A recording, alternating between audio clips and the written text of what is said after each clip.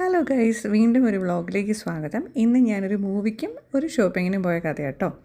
അപ്പോൾ ഷോപ്പിങ്ങിനായിട്ട് പോയത് നമ്മുടെ സ്വന്തം ലുലു ഹൈപ്പർ മാർക്കറ്റ്. കാണുമ്പോൾ തന്നെ എല്ലാവർക്കും മനസ്സിലായി കാണും ഇത് ലുലു ആണെന്നല്ലേ. ബാംഗ്ലൂരിൽ ഇത് എവിടെയാണ് ലുലു എന്ന് ആലോചിക്കുന്നവർക്കായി ഇത് VR മാളിൻ്റെ ഉള്ളിലാണ്. ഫീനിക്സ് മാളിൻ്റെ തൊട്ടടുത്തുള്ള VR മാളിൽ തന്നെ. അങ്ങനെ നടന്ന് അത്യാവശ്യം നല്ല രീതിക്ക് ഷോപ്പിംഗ് ചെയ്തതിന് ശേഷം അതാ നമ്മുടെ വിശപ്പിൻ്റെ വിളി വന്നിരിക്കുന്നു.